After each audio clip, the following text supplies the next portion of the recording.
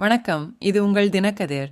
தமிழ்நாட்டில் சென்னையில் 6 இடங்கள், வேலூர் மாவட்டம் காட்பாடியில் ஒரு இடம் உட்பட 7 இடங்களில் அமலாக்க இயக்குநரகம் செவ்வாய்க்கிழமை சோதனை நடத்தியது. தமிழ்நாடு சுற்றுச்சூழல் துறையின் முன்னாள் கண்காணிப்பாளரான எஸ். பாண்டியனுக்கு எதிரான பணமோசடி தடுப்புச் சட்டத்தின் கீழ் பணமோசடி விசாரணையின் ஒரு பகுதியாக இந்த சோதனைகள் நடத்தப்பட்டன. முந்தைய விசாரணையைத் தொடர்ந்து பாண்டியன் ஏற்கனவே ஊழல் தடுப்பு மற்றும் கண்காணிப்பு இயக்குநரகம் தாக்கல் செய்த ஊழல் குற்றச்சாட்டுகளை எதிர்கொள்கிறார். தமிழ்நாடு மாசு கட்டுப்பாட்டு வாரியத்தின் சைதாப்பேட்டை தலைமையகத்தில் உள்ள அவரது அலுவலகத்தில் திடீர் சோதனையில் கணக்கில் வராத 88,500 ரூபாய் பணம் இருப்பது தெரியவந்ததை அடுத்து டிசம்பர் 2020இல் பாண்டியன் மீது ஊழல் தடுப்பு பிரிவு முதலில் வழக்கு பதிவு செய்தது. அவரது சென்னை வீட்டில் அடுத்தடுத்த சோதனைகளில் 1.37 கோடி ரூபாய் ரொக்கம், 3.08 கிலோ தங்கம், 3.34 கிலோ வெள்ளி மற்றும் 10.52 காரட் எடையுள்ள வைரங்கள் கண்டுபிடிக்கப்பட்டன. இதன் மதிப்பு சுமார் 1.25 கோடி ரூபாய். 7 கோடி மதிப்புள்ள சொத்துக்கள் மற்றும் பிற உயர் மதிப்புள்ள சொத்துக்கள் தொடர்பான ஆவணங்களையும் அதிகாரிகள் கைப்பற்றினர். புதுக்கோட்டை மாவட்டத்தில் உள்ள அவரது வீடும் சோதனை செய்யப்பட்டது.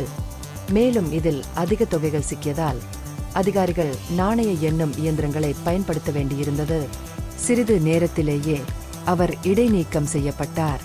ஊழல் தடுப்பு நடவடிக்கை குழுவின் கண்டுபிடிப்புகளைத் தொடர்ந்து PMLA இன் கீழ் ஏட் அதன் சொந்த வழக்கை தொடங்கி கோயம்பேடு மற்றும் அசோக் நகரில் உள்ள வணிகங்கள் உட்பட பல நிறுவனங்களுக்கும் பாண்டியனுக்கும் இடையிலான தொடர்புகளை விசாரிக்கத் தொடங்கியது.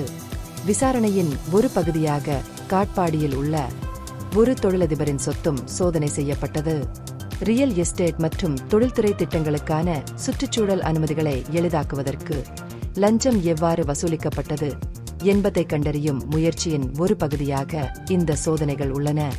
ஊழல் திட்ட ஒப்புதல்களில் ஈடுபட்டுள்ள பரந்த வலையமைப்பை பல்வேறு துறைகளில் அரசு அதிகாரிகள் மற்றும் தனியார் கட்சிகளுக்கு இடையேயான கூட்டுச் செயல்பாட்டிற்கான ஆதாரங்களை ஏட் சேகரித்து வருவதாக ஆதாரங்கள் தெரிவிக்கின்றன. இருப்பினும் சோதனைகள் அல்லது நடந்து கொண்டிருக்கும் விசாரணை குறித்து ஏட் அதிகாரப்பூர்வ அறிக்கையை வெளியிடவில்லை. பாண்டியனின் வழக்கு குறிப்பாக 2021இல் திமுக ஆட்சிக்கு வந்த பிறகு குறிப்பிடத்தக்க பொது கவனத்தை ஈர்த்தது.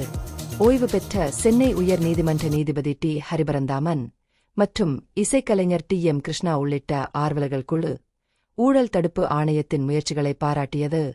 ஒரு கடிதத்தில் 15,000 ஏக்கர் எண்ணூர் சதுப்பு நிலங்கள் மற்றும் கொசஸ்தலையாறு ஆற்று உப்பங்கழிகள் அதிகாரப்பூர்வ கடலோர மண்டல ஒழுங்குமுறை வரைபடங்களிலிருந்து காணாமல் போனதில் பாண்டியன் முக்கிய பங்கு வகித்ததாக அவர்கள் குற்றம் சாட்டினர். சுற்றுச்சூழல் ஒப்புதல்களை வழங்க சட்டவிரோத வரைபடங்களை பயன்படுத்தியதாக கூறப்படுவது குறித்து முழுமையான விசாரணை நடத்த வேண்டும் என்று அவர்கள் அழைப்பு விடுத்தனர்.